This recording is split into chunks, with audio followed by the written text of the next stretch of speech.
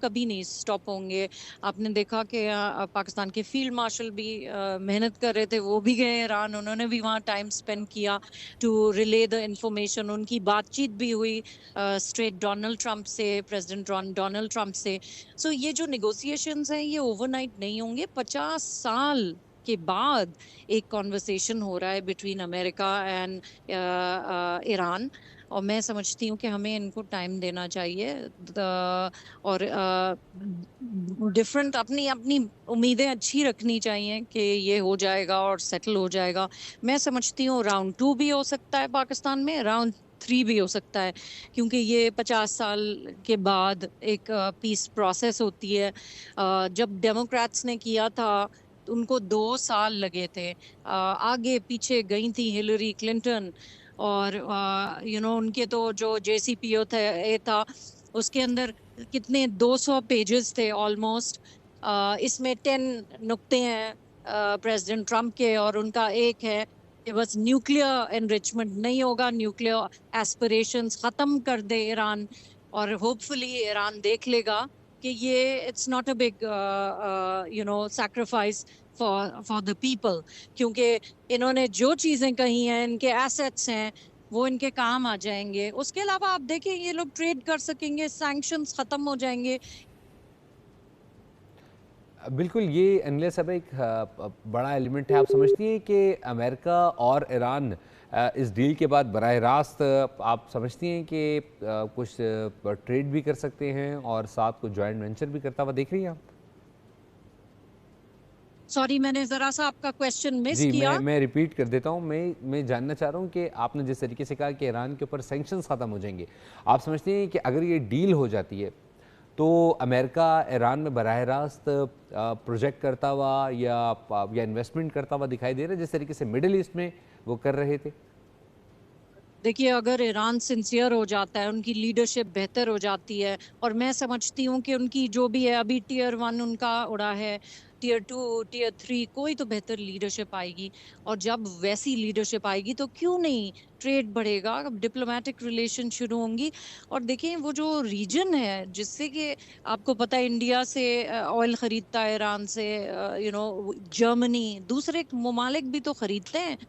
तो वो सारे बजाय इसके कि रशिया से खरीदें, ईरान से खरीदेंगे। ईरान ईरान के अंदर इतना पोटेंशियल है, आप देखें कि वो जरा सा मूव ऑन करें वो, कि भाई पहले उन्होंने इराक से लड़ाइयाँ शुरू की, अपने नेबर से, वो 8 साल की वॉर थी, वो उसमें उनकी इकोनॉमी खत्म हो गई।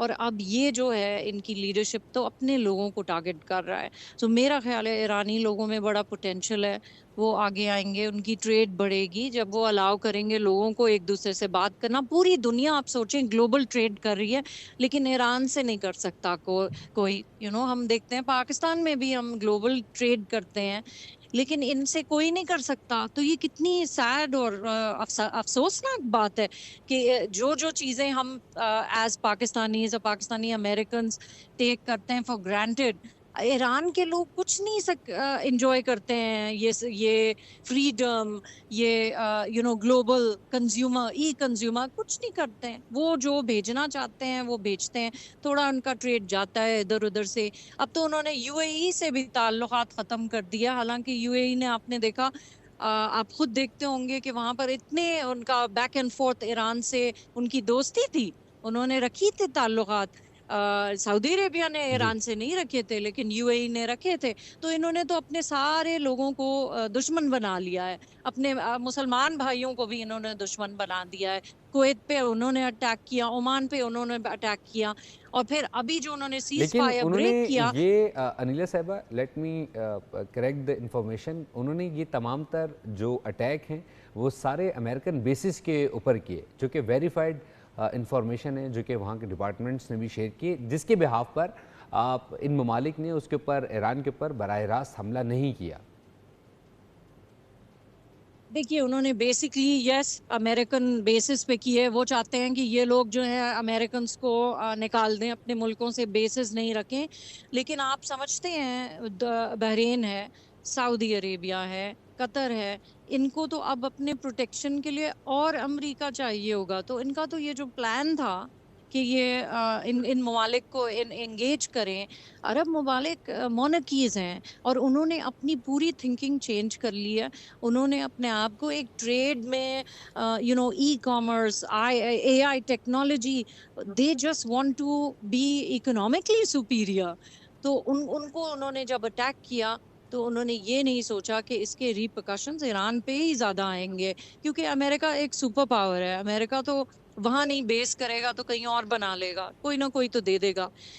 लेकिन ये मुल्कों ने जो बेसेस बनवाए थे, इन्होंने अपने प्रोटेक्शन के लिए बनवाए हैं। एंड शुरू में तो आपको पता है कि जब अमेरिकन को बेसिस पे मारा तो ये GCC कंट्रीज जरा क्वाइट थी, लेकिन उसके बाद उन्होंने देखा कि ये तो मारे जा रहे हैं। UAE पे 2800 मिसाइल्स फेंके हैं।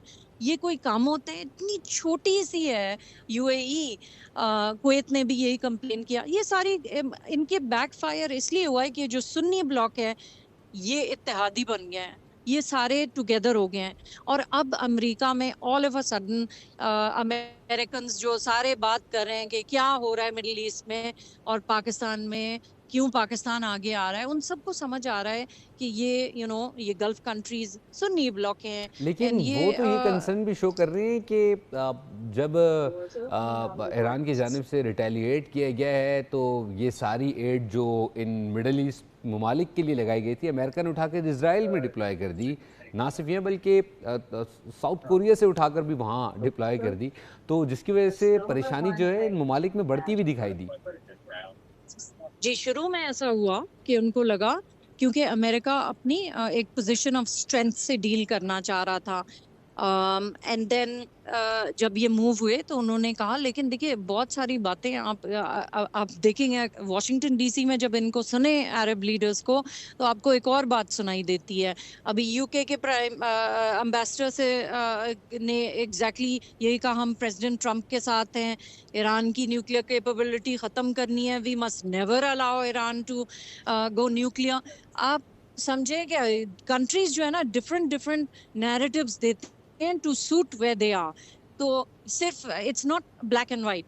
मैं समझती हूँ हमें समझना चाहिए ग्रे एरियाज क्या हैं, और उसमें ये पाकिस्तान का रोल हमें वाकई कमेंट करना चाहिए पाकिस्तान की लीडरशिप को कि कैसे उन्होंने अपने आप को रेलेवेंट बनाया इस रीजन में।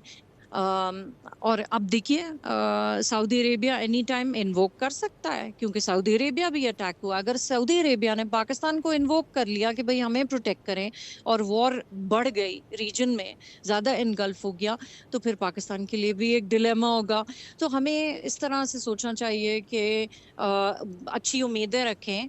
अमेरिका की इम्पोर्टेंस रहेगी दुनिया में, वो तो जाएगी नहीं। मिलिटरली अमेरिका के फार सुपीरियर है।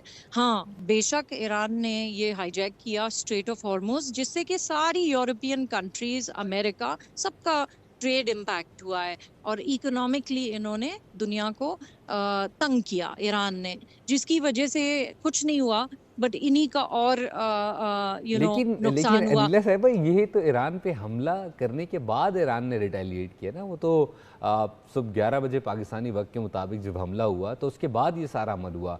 उससे पहले अमेरिकन सेनेटर्स भी ये कहते रहे कि आपने हरमुज़ तो खुली हुई थी, जिसे अब आप खुलवाना चाह रहे हैं, तो जंग से पहले भी खुली हुई थी। तो आपने इस जंग को शुरू करके आपने क्या हासिल किया? देखिए, सबसे पहले बहुत इम्पोर्टेंट चीज अमेरिका ने हासिल कर ली है। अमेरिका नहीं चाहता था, चाहे वो डेमोक्रेट हो चाहे वो रिपब्लिकन हो, आज से मैं आपको 47 इयर्स की अमेरिकन पॉलिसी बता रही हूँ, उनके इंटरेस्ट में था कि ईरान कभी न्यूक्लियर ना जाए, और ये ईरान तो ये ऑलमोस्ट पहले हो कह रहा गया है कि है। वो न्यूक्लियर चाहता नहीं है। वो तो बार बार ये कह रहा है कि वो तो IAEA जो इंटरनेशनल एटॉमिक न्यूक्लियर एजेंसी है वो वेरीफाइड कर चुकी है। उनके बयानात हैं, ऑन रिकॉर्ड है कि ईरान जो है वो इसके ऊपर काम ही नहीं कर रहा, जिसकी बिहाफ पर अमेरिका ने अटैक किया है। आपकी आवाज नहीं आई, फिर जी, से मैं मुझे रिपीट कर रिपीट कर। देता हूँ कि मैं ये कह रहा हूँ कि जो एटॉमिक न्यूक्लियर एजेंसी है वो ये वाज़े कर चुकी है, दीगर ममालिक ये वाज़े कर चुकी है कि ईरान जो है वो न्यूक्लियर प्रोग्राम के ऊपर कभी भी काम नहीं कर रहा था। लेकिन इसके बावजूद जो है वो ये हमला किया गया। ईरान इससे पहले भी आपने हरमुज़ की बात की, वहाँ पर भी यही मामला था। अमेरिकन सेनेटर्स ये डिक्लेयर कर चुके हैं कि आपने हरमुज़ जो अब आप खुलवाना चाह रहे हैं वो तो जंग